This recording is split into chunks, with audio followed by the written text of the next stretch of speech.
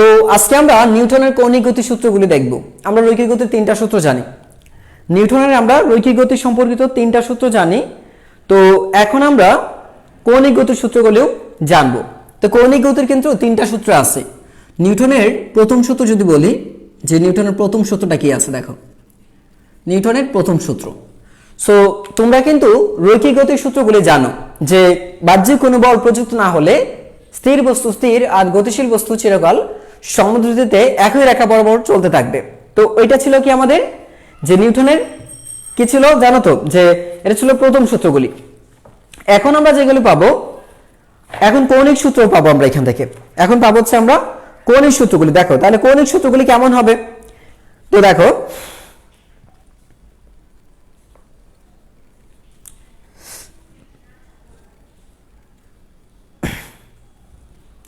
প্রথম সূত্রটা দেখো। প্রথম সূত্র কি বলে? প্রথম সূত্র বলছে যে বাহ্যিক কোনো টর্ক প্রযুক্ত না হলে, বাহ্যিক কোনো টর্ক, দেখো এখানে একটা টর্ক চলে আসছে, কারণ হচ্ছে আমরা জানি যে রৈখিকভাবে কোনো বস্তু যদি গতিশীল থাকে তাহলে এই বস্তুটার উপর একটা রৈখিক বল থাকে, কিন্তু যখন একটা বস্তু ঘুরতে থাকে তখন এই বস্তুর উপর একটা কৌণিক বল সৃষ্টি হয়। এই কৌণিক বলের নামই হচ্ছে টর্ক। এই কৌণিক বলটা কি বলি আমরা? টর্ক। তাহলে টর্কটা কি? একটা টর্কটা হচ্ছে কৌণিক বল। টর্ক হচ্ছে কি? একটা কৌণিক বল বা ঘূর্ণন বল। কৌণিক বল বা একটা ঘূর্ণন বল। আচ্ছা, বাহ্যিক কোনো টর্ক প্রযুক্ত না হলে, প্রযুক্ত না হলে স্থির বস্তু, প্রযুক্ত না হলে স্থির বস্তু স্থির এবং ঘূর্ণায়মান বস্তু, দেবে। আচ্ছা, স্থির বস্তু স্থির এবং ঘূর্ণায়মান বস্তু সমকৌণিক দ্রুতিতে, ঘূর্ণায়মান বস্তু সমকৌণিক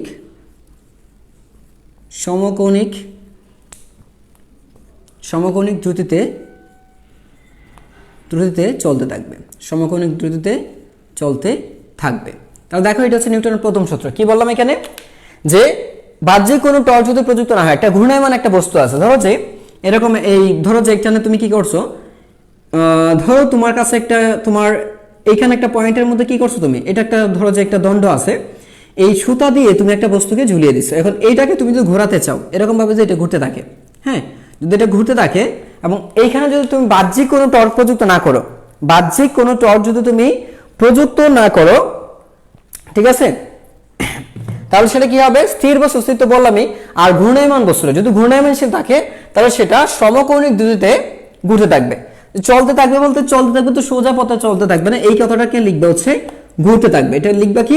সমকৌণিক বেগে ঘুরতে থাকবে, সমকৌণিক বেগে ঘুরতে থাকবে।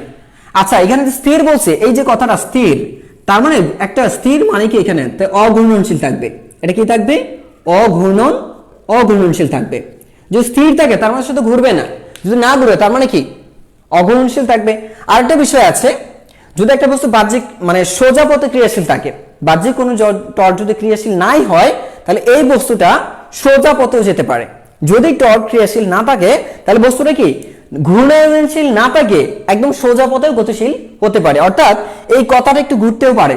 কেমন হতে পারে? যেমন ধরো, যদি এর উপর টর্ক ক্রিয়াশীল না হয় তাহলে এই বস্তু যদি এখান থেকে ছিটকে যায়, তার মানে কি হবে? ছিটকে গেলে কি হবে? সোজা সুজি গিয়ে উপর দিকে পড়ে যাবে।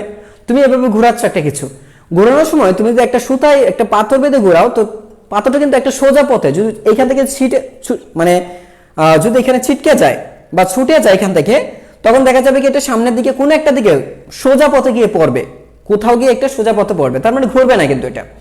তো যাই হোক, এখানে আমরা যে বিষয়টা বলতেছি যে এর উপর কোনো টর্ক দিচ্ছি না, যদি বাহ্যিক কোনো টর্ক না দেই তাহলে সেটা সমকৌণিক গতিতে এরকম ভাবে ঘুরতে থাকবে, সমকৌণিক বেগে ঘুরতে থাকবে, মানে কৌণিক বেগের কোনো পরিবর্তন হবে না। যদি এটা ঘূর্ণায়মানশীল থাকে, বলছে ঘূর্ণায়মান বস্তু হলে সমকৌণিক বেগে ঘুরবে, আর যদি সেটা স্থির থাকে তাহলে তো স্থিরই থাকবে, তাহলে সেটা আর ঘুরবে না। তাহলে এটা তার মানে এই শর্ত মতে হচ্ছে তোমার এখানে যেটা বলে, তার মানে এখানে টর্ক, এই টর্কটা হচ্ছে তোমার শূন্য। এই টর্কের মানটা কত আছে এখানে? শূন্য। দেখো, তো আমরা এখানে টর্কটা কত লিখেছি, এর মানে বাহ্যিক কোনো বল প্রযুক্ত নাই। বাইরে কিন্তু আমরা কোনো ক্লাস নিচ্ছি না। তাহলে দেখো টর্ক এখানে কত পারে? এখন বাহ্যিক টর্ক কি শুধু একটাই হতে পারে? একাধিক টর্ক। তার মানে এখানে বোঝাচ্ছে সবগুলো, এখানে তো এমনও হতে পারে, বাহ্যিক টর্ক বলতে এমনও হতে পারে যে তোমার এই বস্তুর উপর একাধিক বল টর্ক ক্রিয়াশীল। যদি এইটার উপর একাধিক টর্ক ক্রিয়াশীল থাকে, মানে হচ্ছে ঘূর্ণায়মান বল যদি 10টা 5টা বা 20টা 50টা দিয়ে দাও, 2টা দিয়ে দাও, তখন এইখানে যদি সমান সমান হয়ে যায়, এই লব্ধিও শূন্য হয়ে যেতে পারে। মানে হচ্ছে ঘূর্ণায়মানশীল বল আছে, কিন্তু এই বলগুলো লব্ধি বলের মানটা শূন্য হয়ে গেছে। অনেকগুলো বল যদি ক্রিয়াশীল হয় একটা ঘূর্ণায়মানশীল বস্তুর উপরে, মানে ধরো যে তোমার কাছে একটা চাকা আছে, একটা ফ্যান আছে, তুমি চিন্তা করো একটা ফ্যান, এই যে ফ্যান আছে, ফ্যানের 3টা পাখা থাকে, রাইট? 3টা পাখা থাকে। তো এই ফ্যানের 3টা পাখার মধ্যে ধরো যে তুমি দিচ্ছ এরকম একটা বল, তোমার বন্ধু দিচ্ছে এইভাবে একটা বল, আরেকজন দিচ্ছে এইভাবে একটা বল। তুমি একটু চিন্তা করে দেখবা যে একটা ফ্যানের ক্ষেত্রে ধরো যে ফ্যান যদি এরকম হয়, একটা ফ্যান যদি তুমি চিন্তা করো, ফ্যান আছে একটা, হ্যাঁ, এবার তোমার বন্ধু কি করছে, এদিকে একটা বল দিচ্ছে, তুমি কি করতেছো, এদিকে একটা বল দিতেছো, আবার আরেক বন্ধু তোমার এদিকে বল দিচ্ছে। তার মানে ধরো যে এটা কি আছে, ধরো যে টাউ 1, এটা ধরো যে আছে টাউ 2, আর এটা ধরো যে আছে টাউ 3। মানে এখানে টর্ক গুলি আমি দিচ্ছি, এখানে এটা টর্ক, বুঝতে পারছো? কয়টা বল আছে এখানে? 3টা। এখন এই 3টার মান ওইখানে শূন্য হয়ে যেতে পারে, লব্ধিটা। তাহলে এখানে ধরো এই টাউটা হয়ে যাবে টাউ 1 প্লাস হচ্ছে টাউ 2 প্লাস হচ্ছে টাউ 3, ঠিক আছে? সমান সমান এইটা সমানও শূন্য হতে পারে, এইটা সমান কি হতে পারে? শূন্য। তাহলে এইটাকে আমি কি লিখতে পারি? তাহলে এইটাকে আমি এই যে এইটাকে লিখতে পারি না এরকম ভাবে যে সামেশন অফ, দেখো এইটাকে লিখতে পারি যে summation of tau, summation of কি লিখতে পারি? টাউ আই লিখলাম, আই মানে নাম্বার বোঝাচ্ছি। তাহলে এইটা সমান কি হয়ে যাবে? শূন্য হয়ে যাবে। Summation of tau is equal two এইটা সমান হচ্ছে এইটা সমান ইকুয়াল 0 হয়ে যাবে।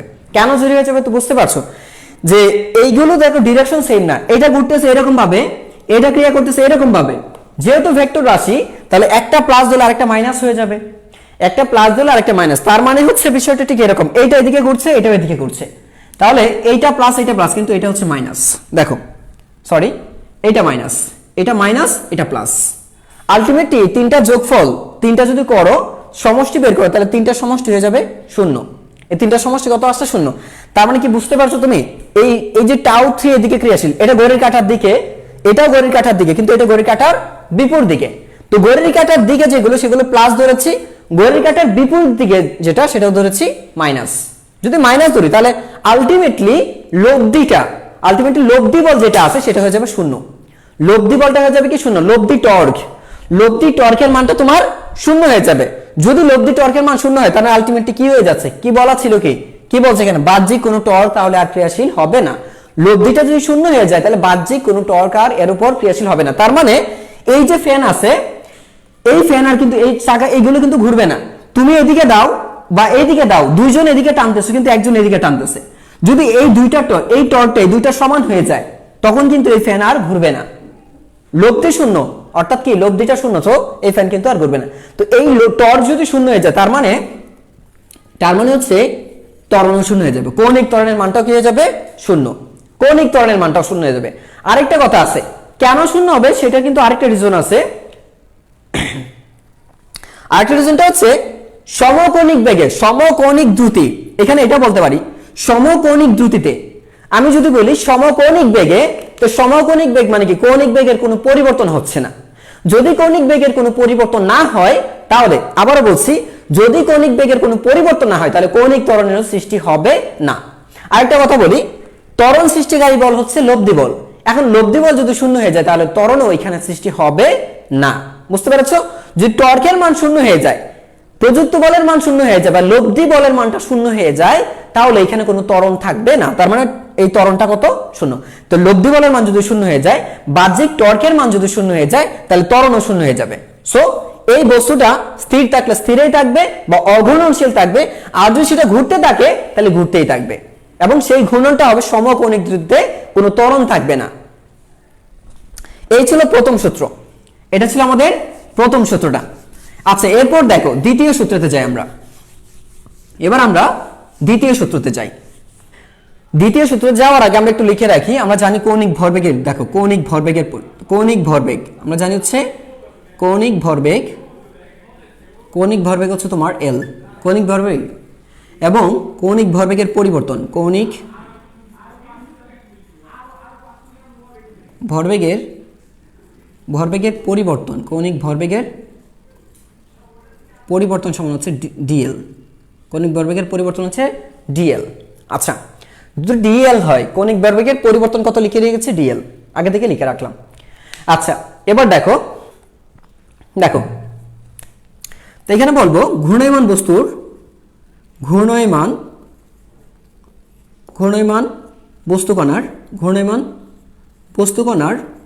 বস্তুকণার কৌণিক ভরবেগের পরিবর্তন, কৌণিক ভরবেগের পরিবর্তন, বস্তুকণার কৌণিক ভরবেগের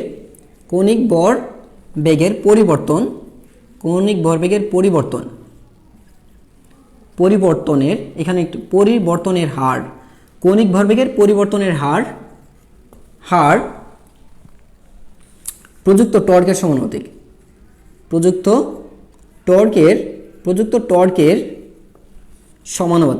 টর্কের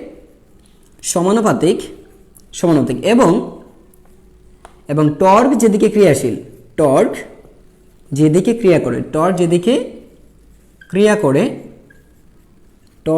ক্রিয়া করে কৌণিক ভরবেগের পরিবর্তন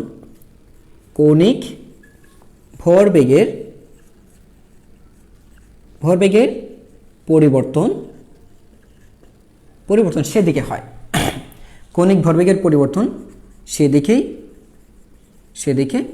হয়। আচ্ছা, তো কথাটা বোঝার চেষ্টা করো। কোন ঘূর্ণায়মান বস্তুকণার মানে একটা বস্তু যখন ঘুরতে থাকবে, বৃত্তাকার পথে ঘুরতে থাকবে, ঠিক এরকমই ধরো যে এরকম একটা বস্তু, ঠিক এভাবেই ধরো তুমি যে এই হচ্ছে তোমার একটা ব্যাসার্ধ, এটা হচ্ছে তার ব্যাসার্ধ। তো এটা যদি এইখান থেকে এখানে আসে ধরো তো থিটা, এখানে থিটা কোণ উৎপন্ন করলো। আচ্ছা, যদি এইখান থেকে সে এইখানে আসে তখন এটা ধরো যে এইটুকু আরো ডি থিটা কোণ উৎপন্ন করলো, ডি থিটা। সো যদি ধরো যে এইখানে এটার কৌণিক বেগ ছিল এটা L1, এটা হচ্ছে ইনিশিয়াল Li, তাহলে এইখানে গিয়ে হলো LF। তাহলে এইখানে লক্ষ্য করো, এটা হচ্ছে কি, এটা হচ্ছে প্রাথমিক কৌণিক বেগ, আর এটা হচ্ছে প্রাথমিক কৌণিক ভরবেগ, এটা হচ্ছে তার শেষ কৌণিক ভরবেগ। তাহলে এইটুকুর জন্য কৌণিক ভরবেগের যে পরিবর্তন সেটা হচ্ছে ডিএল। দেখো এটা মানে হচ্ছে ডিএল মানে হচ্ছে LF মাইনাস হচ্ছে Li, LF মাইনাস হচ্ছে Li, এটা হচ্ছে কৌণিক ভরবেগের পরিবর্তন। এটা হচ্ছে শেষ কৌণিক ভরবেগ, এটা হচ্ছে আদি কৌণিক ভরবেগ। তাহলে দেখো, তাহলে কৌণিক ভরবেগের পরিবর্তন হবে কি, শেষেরটা মাইনাস আগেরটা। তো চিন্তা করে দেখো, এই জন্য এইখান থেকে যেতে একটা সময় লাগছে কত, ডিটি, সময়ের ব্যবধান কত হবে। তো এইখানের সময় যদি থাকে কত, টিআই, তাহলে এখানে সময় কত হচ্ছে টিএফ, সময় কত আছে এখানে টিএফ, মানে হচ্ছে এইখান থেকে এইখানে আসতে, এইখানে যখন ছিল কাউন্ট তুমি করছো তখন হচ্ছে টিআই, আর যখন এইখানে আসো তখন সময় কত হচ্ছে টিএফ, মানে হচ্ছে আদি সময় শেষ সময়। তাহলে সময়ের ব্যবধান কত হয়েছে, সময়ের ব্যবধান হবে তোমার টিএফ মাইনাস হচ্ছে টিআই, টিএফ মাইনাস কত হবে টিআই, টিএফ মাইনাস হচ্ছে টিআই, মানে হচ্ছে চিন্তা করে দেখো, মানে হচ্ছে ঠিক এখানে চিন্তা করো, এটা হচ্ছে আমার 9টা একে ক্লাস শুরু, 9টায় ক্লাস শুরু হয়েছে, এটা হচ্ছে 9টা 5, তাহলে এটা হচ্ছে কি টিআই মানে ইনিশিয়াল টাইম, আবার বলছি টিআই মিন্স ইনিশিয়াল টাইম, আর হচ্ছে টিএফ মিন্স ফাইনাল টাইম মানে চূড়ান্ত সময়, আর হচ্ছে আদি সময়। এই দুইটার ব্যবধানটাই তো সময়ের ব্যবধান, এই দুইটার বিগফলটা কি, সময় ব্যবধান।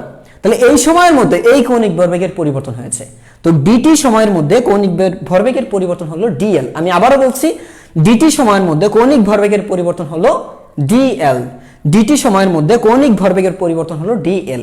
এখানে প্রশ্ন করা হয়েছে কৌণিক ভরবেগের পরিবর্তন। আচ্ছা, তাহলে এখানে দেখো, তো কৌণিক ভরবেগের পরিবর্তন দেখো, কৌণিক ভরবেগের পরিবর্তনের হার, পরিবর্তনের হার দেখো, এবার পরিবর্তনের হার হবে ডিএল বাই ডিটি, এটা হচ্ছে কৌণিক ভরবেগের পরিবর্তনের হার। তাহলে প্রযুক্ত টর্ক কত আছে এবার চিন্তা করো, প্রযুক্ত টর্ক হচ্ছে কত, টাও, প্রযুক্ত টর্ক হচ্ছে কত, টাও, বুঝতে পেরেছো? তাহলে মানে এইখানে তুমি যদি এইখানে একটা টাও মানে হচ্ছে একটা টর্ক, একটা ক্রিয়াশীল আছে, এবং এই টর্কটা কিভাবে আছে, আচ্ছা ঘূর্ণনটা আমি পরে দেখাচ্ছি যে কিভাবে আছে। এই ঘূর্ণায়মানশীল বস্তুর উপর যে প্রযুক্ত টর্ক সেটা হচ্ছে টাও। তো শর্তমতে এবার দেখো কন্ডিশনটা যেটা বলে যে কৌণিক ভরবেগের পরিবর্তনের হার মানে হচ্ছে ডিএল বাই ডিটি, পরিবর্তনের হার হচ্ছে ডিএল বাই ডিটি। এই পরিবর্তনের হার হবে প্রযুক্ত টর্কের সমানুপাতিক, প্রযুক্ত টর্কের সমানুপাতিক, প্রযুক্ত টর্কের সমানুপাতিক। আমি আবারও বলছি, কৌণিক ভরবেগের পরিবর্তনের হার, তাহলে এইটা হচ্ছে আমার কৌণিক ভরবেগের পরিবর্তনের হার, এবং এই কৌণিক ভরবেগের পরিবর্তনের হার হবে এর মধ্যে যে টর্কটা ক্রিয়াশীল আছে, যে টর্কের কারণে এটা ঘুরছে, যে টর্কের কারণে এখানে ত্বরণ সৃষ্টি হয়েছে, যে টর্কের কারণে একটা লব্ধি বল সৃষ্টি হয়েছে, সেটা হচ্ছে আমার এখানে টর্ক ধরে নিচ্ছি, সেটা হচ্ছে টর্ক। আচ্ছা, যদি টর্ক ধরি তাহলে tau is directly proportional to dL by dt, tau is directly proportional to dL by dt. তাহলে এই হচ্ছে কৌণিক ভরবেগের পরিবর্তনের হার, আর এটা কার সমানুপাতিক? প্রযুক্ত টর্কের সমানুপাতিক অথবা ক্রিয়াশীল টর্কের সমানুপাতিক। আচ্ছা, যদি ক্রিয়াশীল টর্কের সমানুপাতিক হয়, এবার এখান থেকে আমি একটা করতে পারি। ধরো যে আমি লিখলাম হচ্ছে টাউ ইকুয়াল হচ্ছে টাউ ইকুয়াল সমান সমান লিখলাম K L dL by dt, K L dL by DT.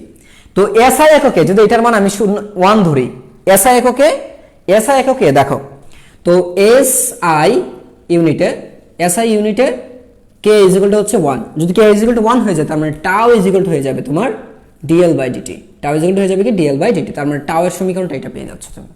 কি পাচ্ছ এটা? দেখো তো বুঝছে কিনা? সবাই কি এটা বুঝতে পেরেছো? তোমরা কি ক্লিয়ার হতে পেরেছো? দেখো তো সবাই ক্লিয়ার এটা? আমাকে একটু বলো তোমরা পাইছো কিনা। যদি এটা বুঝে থাকো এখান থেকে একটা ফর্মুলা আনা যাবে। তোমরা কিন্তু জানো যে এল সমান কিন্তু এটা জানো আই ওমেগা, এল মানে কিন্তু তোমরা জানো আই ওমেগা, এটা কিন্তু আগেই পড়াইছি আমি, এটা আমরা আগেই পড়িয়েছি তাই না?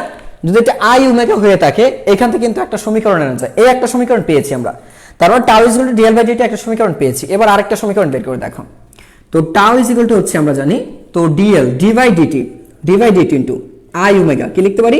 I omega. কারণ কি? কারণ হচ্ছে এল সমান আমরা জানি হচ্ছে আই ওমেগা।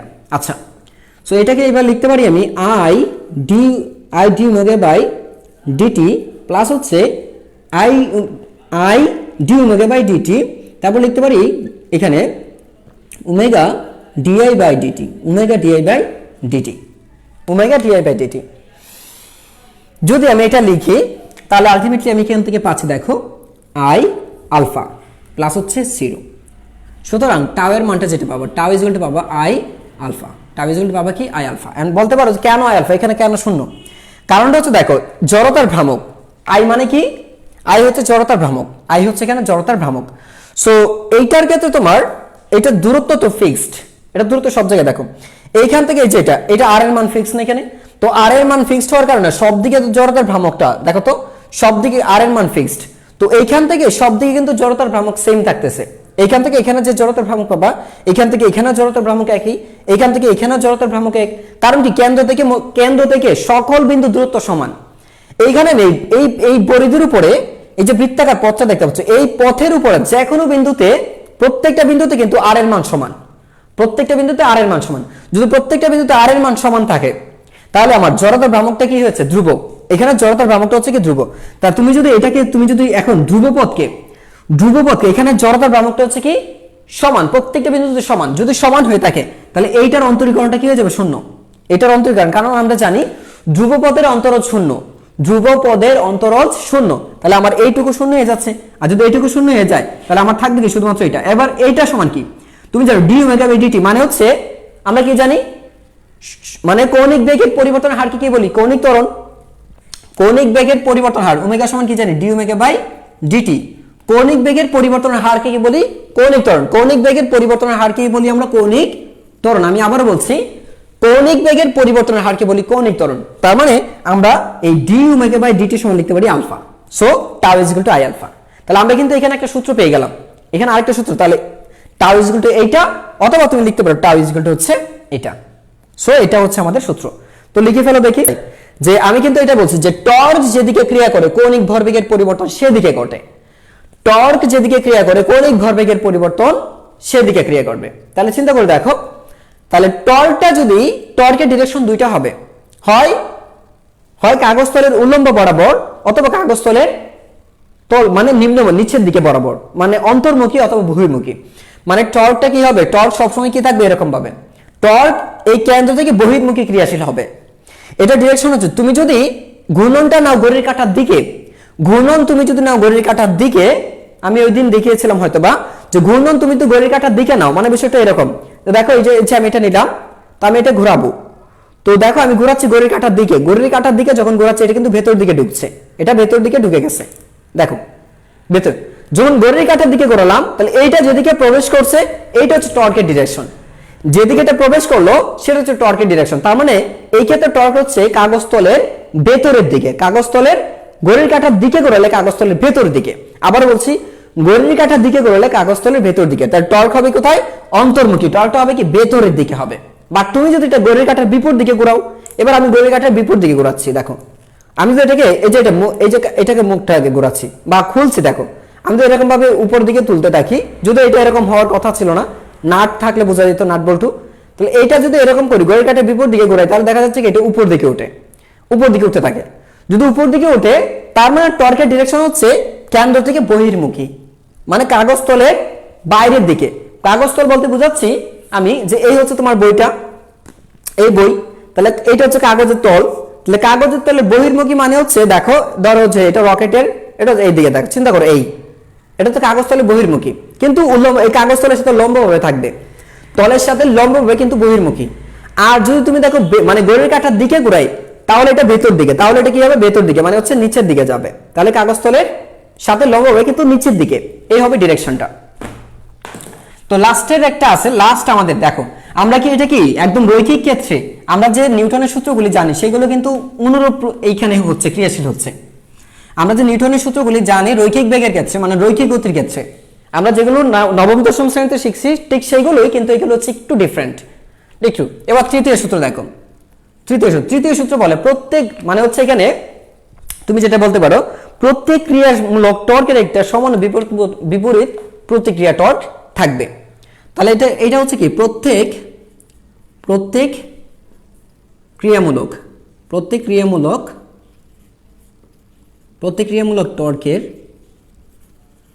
টর্কের সমান ও বিপরীতমুখী। আচ্ছা দেখো, প্রত্যেক ক্রিয়ামূলক টর্কের সমান ও বিপরীতমুখী প্রতিক্রিয়া, সমান ও বিপরীতমুখী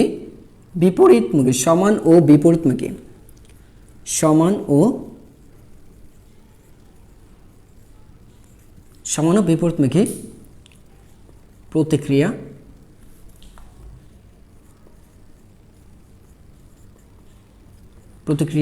টর্ক ক্রিয়াশীল। আচ্ছা কি বলতেছে এখানে? আমরা জানতাম কি, আচ্ছা দাঁড়াও দেখাচ্ছি, প্রত্যেক ক্রিয়ামূলক টর্কের সমান ও বিপরীতমুখী প্রতিক্রিয়া টর্ক থাকবে। যেটা আমরা কি শিখেছিলাম এখানে একটু চিন্তা করে দেখো, আমরা কিন্তু বলছিলাম যে যখন তোমার রৈখিক বেগ থাকে, রৈখিক গতির ক্ষেত্রে আমরা কিন্তু বলছিলাম যে প্রত্যেক ক্রিয়ারই সমান ও বিপরীত প্রতিক্রিয়া আছে, তাই না? এইখানে কি আছে? টর্ক আছে। এটা বলতে পারি যে টর্ক আছে, থাকবে অথবা আছে, থাকবে অথবা কি তুমি লিখতে পারো যে আছে। এটা তৃতীয় সূত্রটা, প্রত্যেক ক্রিয়ামূলক টর্কের সমান ও বিপরীতমুখী প্রতিক্রিয়া টর্ক আছে। প্রতিক্রিয়া যেমন ধরো এখানে দুইটা ভিন্ন বস্তুর উপর ক্রিয়াশীল, এই যে টর্ক কিন্তু একই বস্তুর উপর ক্রিয়াশীল না। এখন দেখো এক্সাম্পলটা হচ্ছে, তুমি যদি চিন্তা করো যে চাঁদ এবং সূর্য, আচ্ছা এই হচ্ছে পৃথিবীর, এটা হচ্ছে সূর্য, আর সূর্যকে কেন্দ্র করে চাঁদ ঘুরতেছে বা পৃথিবী, এটা হচ্ছে আমাদের পৃথিবী, আর এই হচ্ছে চাঁদ, আর এটা হচ্ছে আমাদের পৃথিবী। তো যদি পৃথিবী হয়, পৃথিবী কি করতেছে? ঘুরতেছে, পৃথিবী নিজেও ঘুরছে, চাঁদও ঘুরতেছে। সো এখন এটার যে ঘূর্ণন বলটা আছে, এটার জন্য এটার উপর যে ক্রিয়া বলটা আছে, ধরে নিচ্ছি এটা হচ্ছে প্রথম বস্তু, এটা হচ্ছে দ্বিতীয় বস্তু, দ্বিতীয়। তাহলে এইটা এর উপর যে বলটা দিচ্ছে, সেটা টর্কটা হবে তোমার ওর উপর দিচ্ছে, তার মানে 1 2 এটা হচ্ছে ক্রিয়াবল। এই 1 2টা হচ্ছে কি ক্রিয়াবল, মানে হচ্ছে প্রথম বস্তু কর্তৃক দ্বিতীয় বস্তুর উপর প্রযুক্ত ঘূর্ণন বল। আমি আবার বলছি, প্রথম বস্তু কর্তৃক দ্বিতীয় বস্তুর উপর প্রযুক্ত ঘূর্ণন বল কত আছে? এটা দেখো যে 1, তার মানে দেখো ফার্স্ট ফোর্স, আচ্ছা ফার্স্ট আমি আপন বলতেছি এখানে, ফার্স্ট আপন সেকেন্ড, একটু শর্টলি বুঝে নিও। প্রথমটা কি? দ্বিতীয় বস্তুর উপর, এটা দ্বারা বোঝাচ্ছে কি প্রথমটা দ্বিতীয় বস্তুর উপর আছে। আর যদি এরকমই বোঝায় সেকেন্ড, এখানে গ্রামাটিক্যাল ধরতে যেও না, আমি সহজ ভাষায় বোঝানোর চেষ্টা করতেছি। এখানে সেকেন্ড আপন ফার্স্ট, এটা দ্বারা বোঝাচ্ছে কি, এটা হচ্ছে তোমার যে 1 2, আর এটা দ্বারা বোঝাবে তোমার 2 1, এটা হচ্ছে 2 1। তার মানে দেখো, তার মানে এইটা এর উপর যে বলটা দিচ্ছে, মানে এই ওর উপর যে ঘূর্ণন বলটা ক্রিয়া করতেছে, মানে ওর উপর যে ঘূর্ণন বলটা দিচ্ছে সেটা হচ্ছে তোমার টাউ 2 1, সেটা হচ্ছে টাউ 2 1। আমি আবার বলছি, চাঁদ পৃথিবীতে, চাঁদ কি করছে, পৃথিবীকে একটা ঘূর্ণন বল দিচ্ছে, একটা ঘূর্ণন, এর উপর একটা টর্ক অ্যাপ্লাই করছে। এইখানে যে টর্কটা দেওয়া হচ্ছে, এই টর্কটার নাম হচ্ছে ক্রিয়া। এটা আমি বলছি যে প্রথম বস্তুর উপর দ্বিতীয় বস্তুর উপর প্রথম বস্তু কর্তৃক প্রযুক্ত টর্ক। আমি আবার বলছি, দ্বিতীয় বস্তু কর্তৃক প্রথম বস্তু কর্তৃক দ্বিতীয় বস্তুর উপর, প্রথম বস্তু কর্তৃক দ্বিতীয় বস্তুর উপর, মানে হচ্ছে দেখো এটা দ্বারা হচ্ছে বোঝাচ্ছে 1 2 এর উপরে আছে, 2 এর উপর ক্রিয়া করছে, 1 2 এর উপর ক্রিয়া করছে। তাহলে দেখো এটা হচ্ছে কি, এটা ক্রিয়া বল, এবং এটা ক্রিয়া বল হচ্ছে কত, T1 2। আর এইটা কি, এটা হচ্ছে কি তোমার ক্রিয়া বল, ক্রিয়ামূলক, এটা হচ্ছে ক্রিয়ামূলক টর্ক, ক্রিয়ামূলক টর্ক।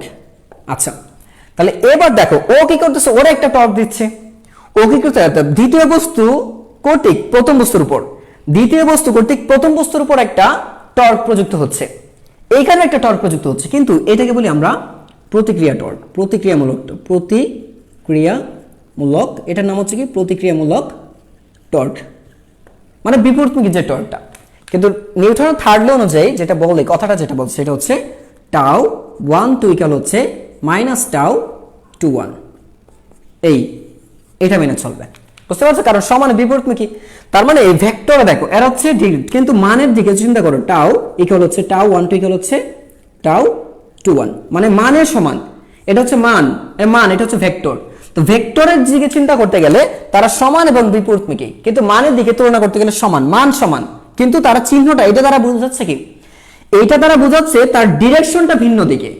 এই মাইনাসটা কি ইন্ডিকেট করছে, মাইনাসটা ওর ইন্ডিকেট করছে যে এই টর্ক এবং এই টর্ক তারা একই দিকে ক্রিয়াশীল না, ওরা হচ্ছে ভিন্ন দিকে ক্রিয়াশীল, এরা হচ্ছে ঠিক ভিন্ন। এটা কোথায় কি হচ্ছে জানো, ওই যে জামাই বউ ঝগড়া করে না, জামাই বউ ঝগড়া করলে কি করে, বিছানার একজন ওই পাশে শুয়ে, মানে ওই দিকে ফিরে শুয়ে, আরেকজন তো ওই দিকে ফিরে শুয়ে, এই হচ্ছে তারা, বুঝতে পারছো নি? এবার দেখো কেন্দ্রমুখী বল, কেন্দ্রমুখী বল, কেন্দ্রমুখী বল। তো কেন্দ্রমুখী বল আমি তোমাদের ওইভাবে পড়াবো না, কারণ কেন্দ্রমুখী বল অলরেডি তোমাদের পড়ানো হয়েছে, জাস্ট আমি বিষয়টা বুঝিয়ে দেব, হ্যাঁ বিষয়টা বুঝিয়ে দেব। সো ভাইয়া,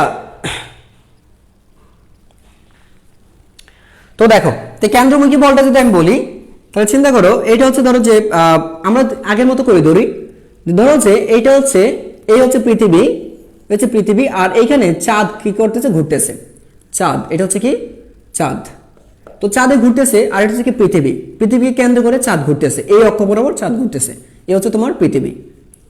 আচ্ছা, এই হচ্ছে পৃথিবী।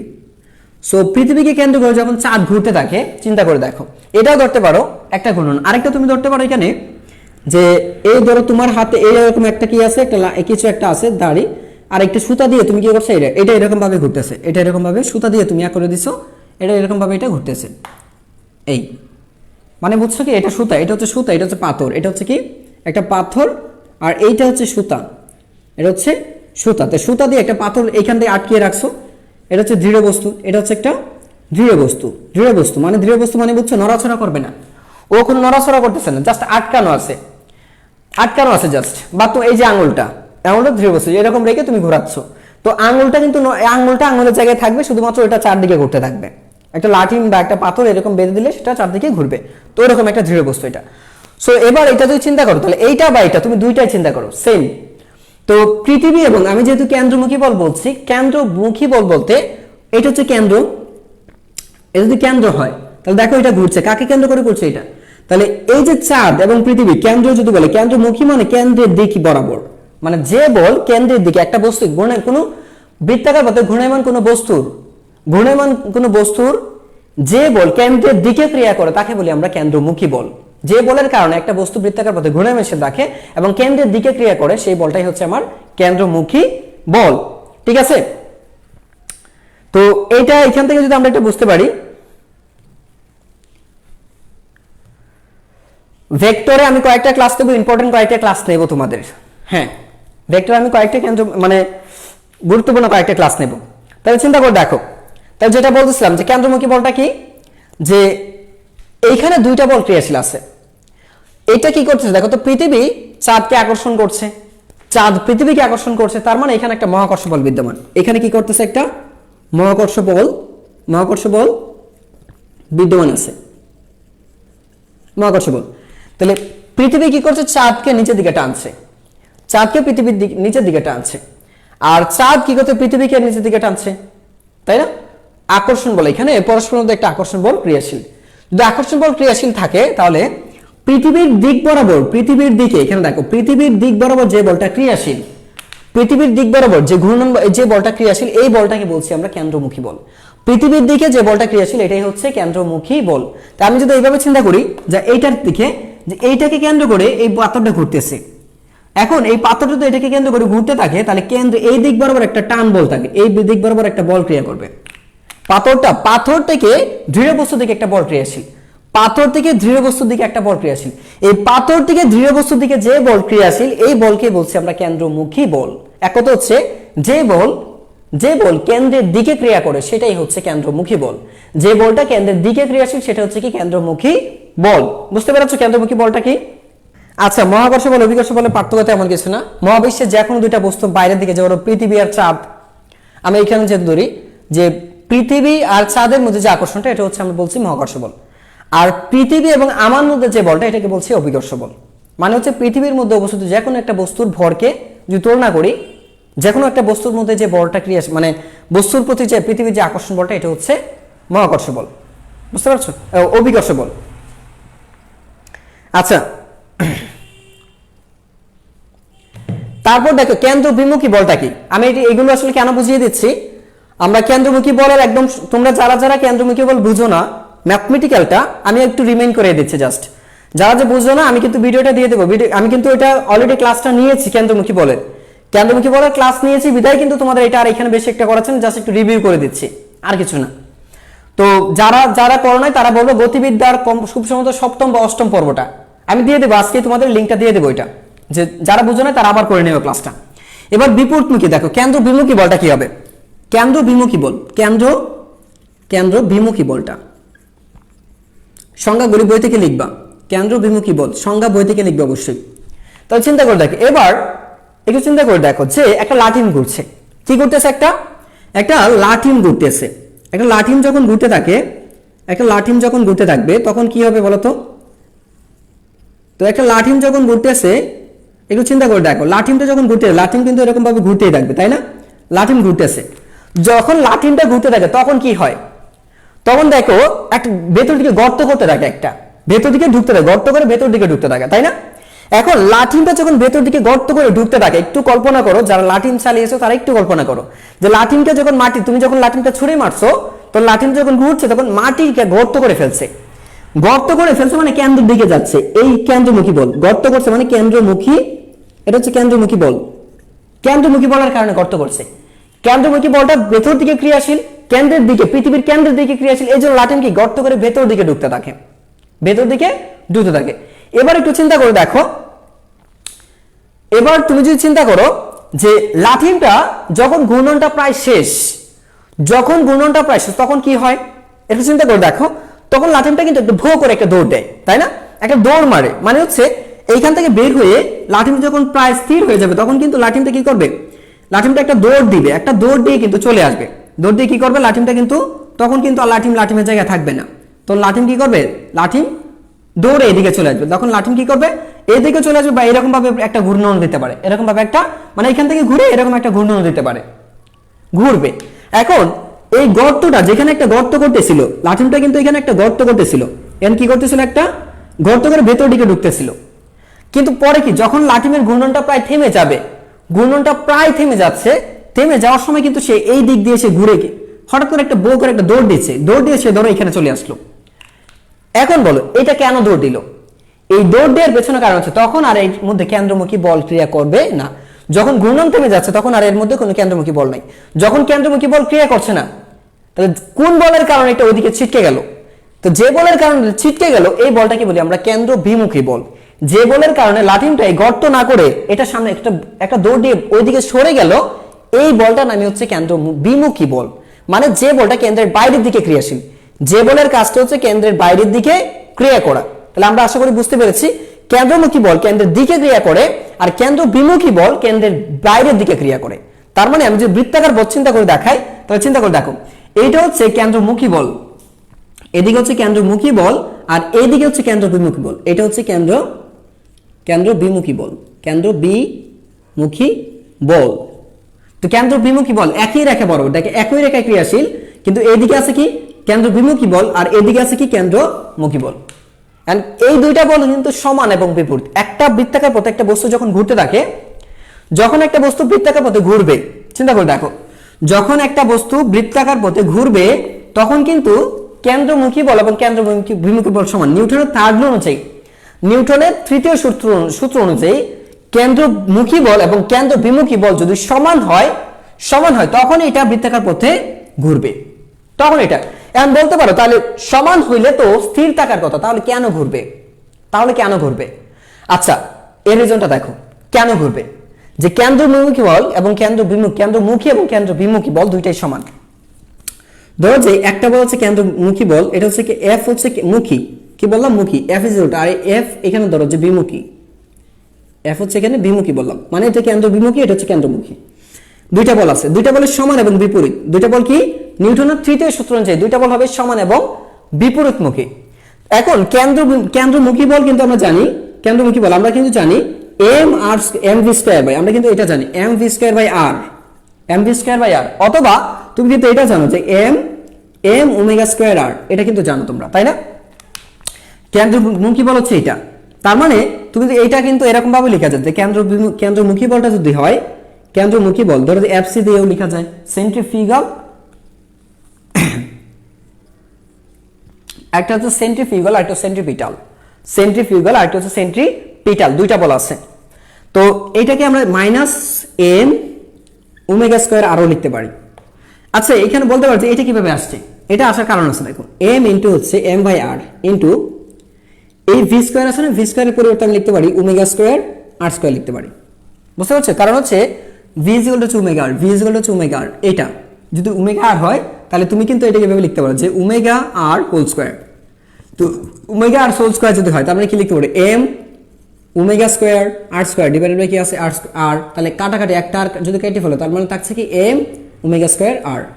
তো এইটা হচ্ছে তোমার কেন্দ্র, তার মানে এইটা মানে কিন্তু এটা মানে, কারণ কি এটা তো একটা কৌণিক বেগ নিয়ে ঘুরছে, যদি কৌণিক বেগ নিয়ে ঘুরে তার মানে তুমি পাচ্ছ এম ওমেগা স্কয়ার আর।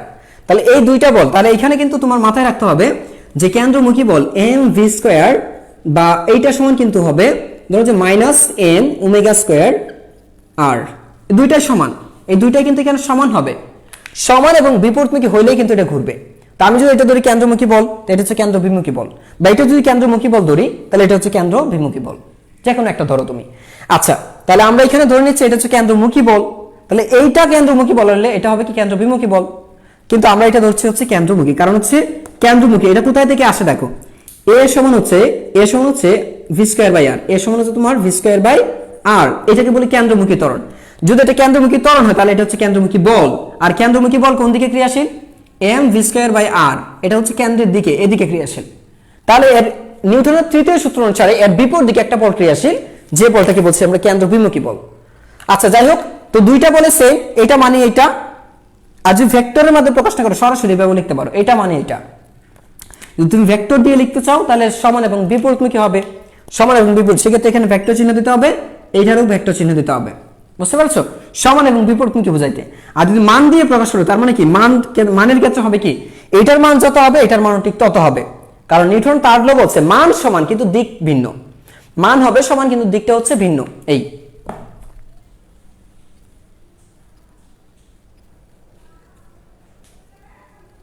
লাথিমের গর্ত করা বল, হ্যাঁ, লাথিম যখন গর্ত করতে থাকে সেটা হচ্ছে কেন্দ্রমুখী বল, আর লাথিম যখন তোমার দৌড় দেয় মানে হচ্ছে দৌড় দিয়ে যায় তখন হচ্ছে কেন্দ্র বিমুখী বলটা। আচ্ছা, এবার চিন্তা করো, এগুলো তো আমি ব্যাখ্যা দিয়েছি, এই জন্য যেমন ওইভাবে পড়াচ্ছি না তোমাদেরকে, গাণিতিক ব্যাখ্যা দিচ্ছি না এত টাকা। সো এবার আমরা একটু দেখতে চাচ্ছি কেন ঘুরে। এবার একটু চিন্তা করে দেখো, কেন একটা বস্তু ঘুরে, এই ধরো এটা কেন্দ্র, একটা বস্তু কেন বৃত্তাকার পথে ঘুরবে, একটা বস্তু কেন বৃত্তাকার পথে ঘুরবে আমরা এটা দেখি একটু। দেখো, তো এই বস্তুর কেন্দ্রমুখী বল এটা, এটা হচ্ছে কেন্দ্রমুখী বল, ধরো যে F1 হচ্ছে কেন্দ্রমুখী বল, আর এদিকে আছে F2 হচ্ছে তোমার কেন্দ্র বিমুখী বল। দেখো, তো এই হচ্ছে কেন্দ্র বিমুখী বল, এই দুইটা বল, বুঝতে পারছো? তো সমান এবং বিপরীতমুখী দুইটা বল কি আছে? সমান এবং বিপরীতমুখী। এখন সমান এবং বিপরীতমুখী বল হওয়ার পরে এখানে একটা মজার একটা বিষয় আছে, সেটা হচ্ছে তুমি যদি আমি একটা বলি, তুমি হচ্ছে একটা ক্যাপসুল নাও, হাতে একটা ক্যাপসুল নিবা, এমন একটা ক্যাপসুল পিচ্ছিল, আচ্ছা সাবান নাও তুমি, সাবান, বেস্ট এক্সাম্পল সাবান। একটা সাবান নিয়ে তুমি চিন্তা করে দেখো, সাবানটা ভেজা একটা সাবান, মানে সাবানটা পানিতে ভেজানো ছিল। এবার তুমি চিন্তা করো, একটা সাবান নিয়ে তুমি এরকম ভাবে ধরো, অ্যাজ লাইক দ্যাট, একটা সাবান নিয়ে ধরো। তুমি যদি সাবান নিয়ে ধরো, বিষয়টা কেমন হবে তুমি একটু চিন্তা করে দেখো। আশা করি তোমরা বুঝে ফেলছো যে আসলে সাবানটা যেভাবে ধরো, জোরে চাপ দাও, কি হবে এটা একটু রিয়েলাইজ করো।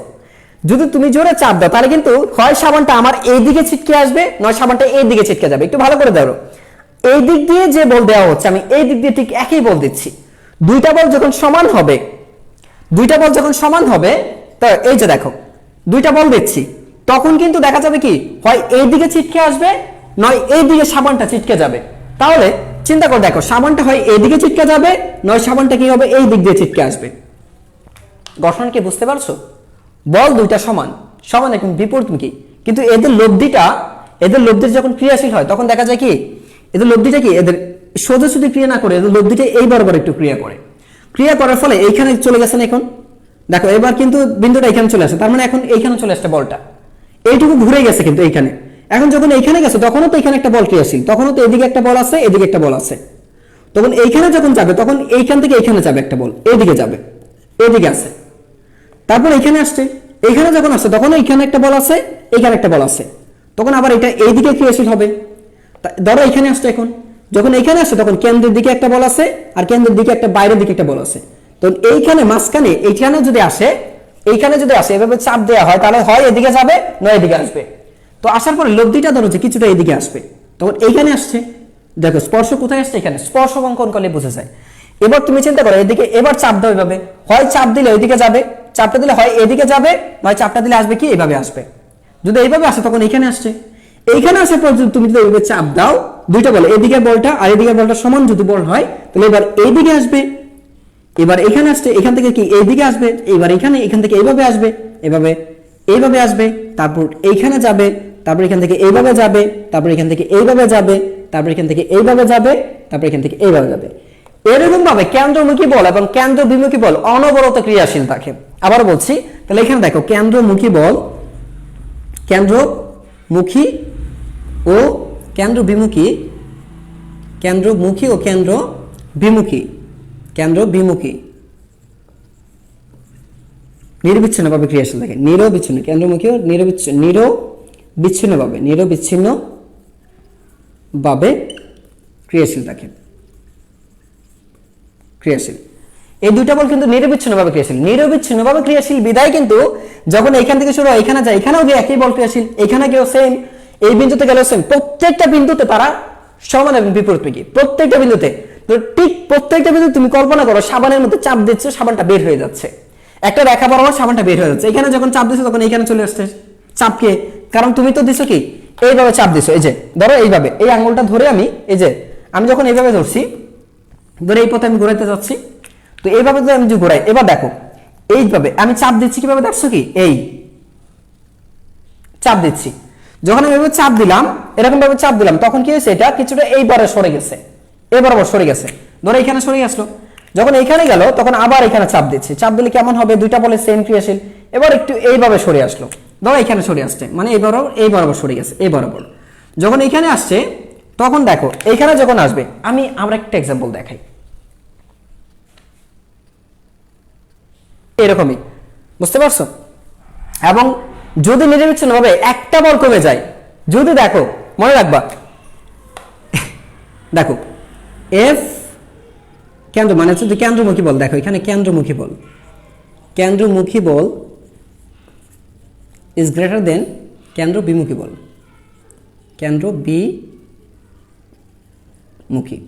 যদি এমন হয় কি ঘটবে, জানো?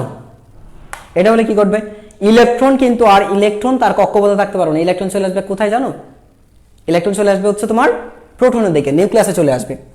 যদি এখানে তুমি দেখো যে পরমাণুর যে তোমরা যে পরমাণু মডেলটা শিখেছো, রাদারফোর্ডের যে পরমাণু মডেল ছিল, দেখছো কি এখানে থাকে কি নিউট্রন প্লাস প্রোটন, এখানে থাকে নিউট্রন প্লাস প্রোটন, আর এদিকে থাকতো কি ইলেকট্রনগুলো, এদিকে থাকে কি ইলেকট্রন।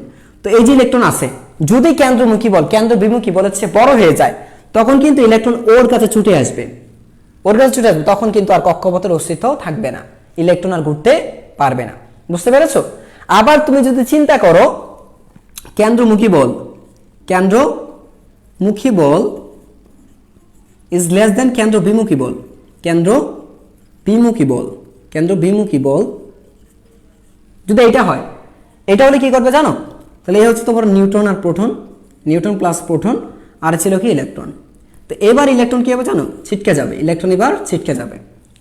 দেখছো কি কক্ষপথ থেকে থাকতে পারবে না, কারণ কি দেখা যাবে এই দিকের বলটা, এই দিকে যে বল আছে আর এই দিকে যে বল আছে, এই এফ এর মানটা, এই ধরো যে এটা 2, এই হচ্ছে F1, তাহলে এখানে দেখা যাচ্ছে কি F2 ইজ গ্রেটার দেন, যখন F1 হয়ে গেছে তখন তো বল এইদিকে লব্ধি ক্রিয়া করছে, লব্ধির দিকে, তখন কি করবে কক্ষপথ থেকে ইলেকট্রনটা ছিটকে যাবে, কক্ষপথ থেকে ইলেকট্রন ছিটকে যাবে। ঠিক একইভাবে একটা বস্তু যখন বৃত্তাকার পথে ঘুরতে থাকে, একটা বস্তু যখন বৃত্তাকার পথে ঘুরতে থাকে, যেমন ধরো তুমি একটা পাথরকে বেঁধে তুমি ঘোরাচ্ছ, যদি পাথরটা দেখবা কি হঠাৎ করে যে সুতা ছিল সুতাটা ছিঁড়ে দৌড়ে চলে গেছে, দূরে ছিটকে পড়ছে, এর মানে হচ্ছে পাথরটা যে পাথরের উপর যে কেন্দ্র বিমুখী বলটা আছে, কেন্দ্র বিমুখী বলের মানটা কেন্দ্রমুখী বলের চেয়ে বেশি হয়ে গেছে, কেন্দ্রমুখী বলের চেয়ে কেন্দ্র বিমুখী বলটা বেশি হয়ে গেছে। বেশি হওয়ার কারণে বলটা কি এইটা কি করে বাইরের দিকে ছিটকে পড়ে, বাইরের দিকে ছিটকে পড়বে। বুঝতে পেরেছো? সো দেখো যদি এটা হয় তাহলে কি ছিটকে পড়বে, এখানে কি আছে, এটা হচ্ছে কি ছিটকে পড়বে, কি হবে ইলেকট্রন ছিটকে যাবে। তাহলে এখান থেকে আমি বলছি ইলেকট্রন কক্ষপথ থেকে, ইলেকট্রন কক্ষপথ হতে, ইলেকট্রন কক্ষপথ হতে কি ছিটকে যাবে, ছিটকে যাবে। আর এই ক্ষেত্রে যদি এই ঘটনাটা হয়, এই ক্ষেত্রে দেখা যাচ্ছে কি, এই ক্ষেত্রে দেখা যাচ্ছে যে F2 আর এটা কি F1, এখানে দেখা যাচ্ছে F1 is greater than F2, তাহলে F1 ইজ গ্রেটার দেন, এই ক্ষেত্রে ইলেকট্রন ছিটকে বাইরের দিকে যাবে, ইলেকট্রন ছিটকে বাইরের দিকে যাবে, ইলেকট্রন ছিটকে বাইরের দিকে যাবে। বুঝতে পেরেছো?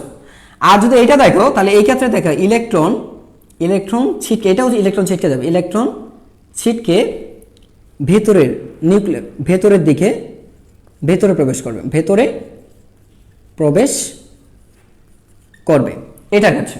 বাট যদি আরেকটা চিত্র দেখো লাস্টেরটা, এই নিউট্রন প্লাস প্রোটন ইলেকট্রন, এটা হচ্ছে ইলেকট্রন, ইলেকট্রন তো এটা। এবার তুমি যদি চিন্তা করো যে এইদিকে, এবার চিন্তা করো এইদিকে যে বলটা আছে F1 কেন্দ্রমুখী বল, আর এদিকে বল আছে F2 কেন্দ্রবিমুখী বল। যদি দেখো F1 ইজ ইকুয়াল টু হচ্ছে F2 তাহলে কক্ষপথ, তাহলে ইলেকট্রন কক্ষপথে বৃত্তাকার পথে ঘূর্ণায়মানশীল থাকবে, ঘূর্ণায়মানশীল থাকবে। তিনটা কেস দেখাইছি আমি যে কোনটার ক্ষেত্রে কিনতে হবে। এইটার ক্ষেত্রে ইলেকট্রন বাইরের দিকে ছিটকে পড়বে, কেন্দ্র বিমুখী বলটা বেশি হয়ে গেল, যেমন লাঠিমটা যখন ছিটকে পড়ছিল তখন কিন্তু কেন্দ্র বিমুখী বলটা বেশি ছিল আর কেন্দ্র বিমুখী বলটা কম ছিল, মুখী বলটা কম ছিল। এই ক্ষেত্রে ঘটনাটা যেটা ঘটছে যে ইলেকট্রনটা দেখো, ইলেকট্রনের উপর যে কেন্দ্র বিমুখী বলের মানটা, সে কেন্দ্রমুখী বলের মানটা বেশি, যে কারণে ইলেকট্রন এই কক্ষপথে থাকতে পারবে না, ইলেকট্রন বেশি আকর্ষণ বল অনুভব করবে।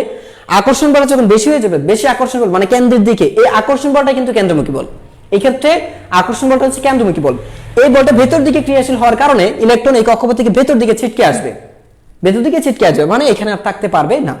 আর এই ক্ষেত্রে যেহেতু ক্রিয়া প্রতিক্রিয়া বল দুইটাই সমান থাকার কারণে ইলেকট্রন কক্ষপথকে কেন্দ্র করে ঘুরতে থাকবে, তাকে ধরছি না শুধুমাত্র আমরা সেন্ট্রিপিটাল ফোর্সও ধরছি না, সেন্ট্রিফিউগাল ফোর্সও ধরছি না, আমরা কিন্তু দুইটাকে ধরছি। ইনার্শিয়া এটাই তো ধরা হচ্ছে, যখন ইকুয়াল হয়ে গেছে তখনই তো এক্সাম্পলটা দেখিয়েছিলাম যে দুইটা বল যখন সমান হয়ে যায় তখন কি হয়, তখন তাদের মধ্যে তাদের স্পর্শক বরাবর একটা লব্ধি বল ক্রিয়া করে, তাদের স্পর্শক বরাবর কি করে, কি বলছিলাম যে এই বরাবর একটা বল, এমন একটা বলের স্পর্শ বল ক্রিয়া উদ্ভব ঘটে এইদিকে এরকম ভাবে। তাহলে প্রত্যেকটা বিন্দুতে কিন্তু আমরা দেখিয়েছিলাম, এখানে আমরা বলছি না যে কেন্দ্রমুখী বলের কারণে বৃত্তাকার পথে ঘুরছে বা কেন্দ্র বিমুখী বলের কারণে ঘুরছে, একটা বলও কিন্তু আমরা বলা হয় নাই, দুইটা বলের লব্ধি ক্রিয়ার ফলে এটা সৃষ্টি হয়। ঘূর্ণন হবে কি কেন্দ্রমুখী বল এবং কেন্দ্র বিমুখী বল দুইটার লব্ধি ক্রিয়ার ফলে, দুইটা বলের লব্ধি ক্রিয়ার ফলে, কোন একটার কারণে, কোন একটা বেশি হয়ে গেল বা কোন একটা কম হয়ে গেলে কিন্তু আর এটা বৃত্তাকার পথে থাকবে না, কেন্দ্রমুখী বলের কারণে ঘুরবে না, কেন্দ্র বিমুখী বলের কারণে ঘুরবে না। দুইটা বলের লব্ধি ক্রিয়া, সম্মিলিত ক্রিয়া এটা ঘটবে। আচ্ছা দেখো,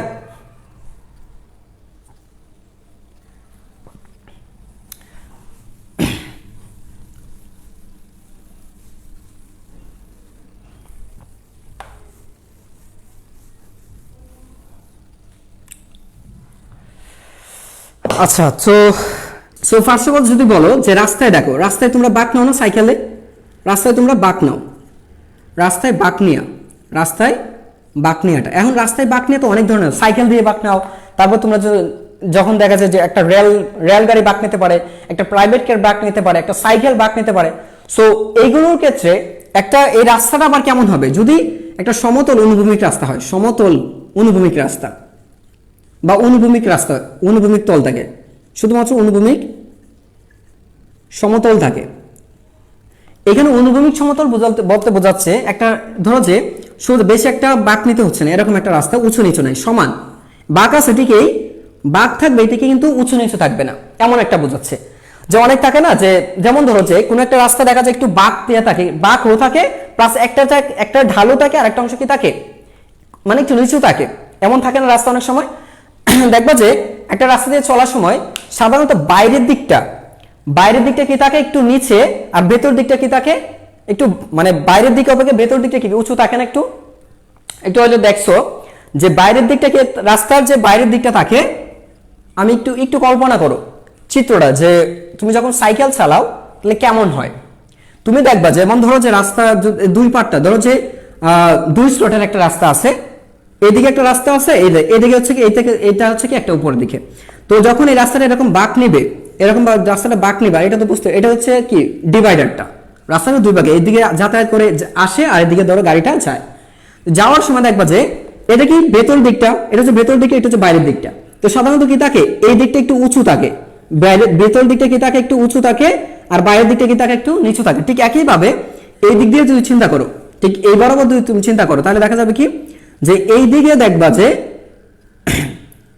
কি এই দিকটা কিছু কি উঁচু থাকে, মানে ভেতর দিকটা একটু উঁচু থাকে আর বাইরের দিকটা একটু নিচু থাকে, তাই না, এরকম থাকে। সমতলের চেয়ে ভেতর দিকটা উঁচু আর বাইরের দিকটা কি থাকে একটু নিচু থাকে। তো এইটা হচ্ছে তোমার ব্যাংকিং, এটাকে বলি ব্যাংকিং রাস্তা, এটাকে বলি আমরা অনুভূমিক সমতল, অনুভূমিক রাস্তা। শুধু দুইটাই অনুভূমিক, কিন্তু অনুভূমিক ব্যাংকিং আর একটা হচ্ছে অনুভূমিক সমতল। তো অনুভূমিক সমতল বলতে বোঝাচ্ছে রাস্তাটা যখন কোনো বাঁক, মানে বাঁক থাকবে কিন্তু উঁচু নিচু থাকবে না, রাস্তার ভেতর এবং বাইরে প্রায় সমান থাকবে, ভেতর বাইরে প্রায় সমান থাকবে। আর ব্যাংকিংটা বলতে অনুভূমিক ব্যাংকিং যেটা বোঝাচ্ছে সেটা হচ্ছে একটা তল, মানে হচ্ছে রাস্তার একটা অংশ একটু ঢালু থাকবে আর একটা অংশ একটু উঁচু থাকবে, উঁচু নিচু থাকবে। তো ওই ধরনের অবস্থা, তো এই ধরনের অবস্থা তুমি গাড়িতে বাঁক নিতে পারো। তো এই দুইটা বাঁকের ক্ষেত্রে তুমি এটা ব্যবহার করতে পারো। আরেকটা হচ্ছে তোমরা যখন লাটিম ঘোরাও, এটা কেন্দ্রমুখী বলের ব্যবহার। তোমরা একটা সুতে পাথর বেঁধে ঘোরাচ্ছ সেটা, আবার তোমরা দেখবে পানিতে, তোমরা দেখবে পানি ভর্তি বালতি এরকম যখন ঘোরাতে থাকো, বালতির মধ্যে পানি নিয়ে যখন জোরে এরকম ঘুরাইতে থাকো, তখন কিন্তু বালতি থেকে পানি পড়ে না। এই পানি না পড়ার কারণটা কিন্তু এখানে কেন্দ্রমুখী বা কেন্দ্রবিমুখী বলের একটা প্রভাব আছে। সো এই যে বলগুলি প্রত্যেকটা বলে কিন্তু এখানে তোমার কেন্দ্রমুখী আর কেন্দ্রবিমুখী, এই ধরনের অসংখ্য উদাহরণ আছে। পৃথিবী তো বুঝতে পারছো, এই যে চাঁদ পৃথিবীকে কেন্দ্র করে ঘুরছে, এখানেও কেন্দ্রমুখী বল বিমুখী বলের প্রভাব আছে।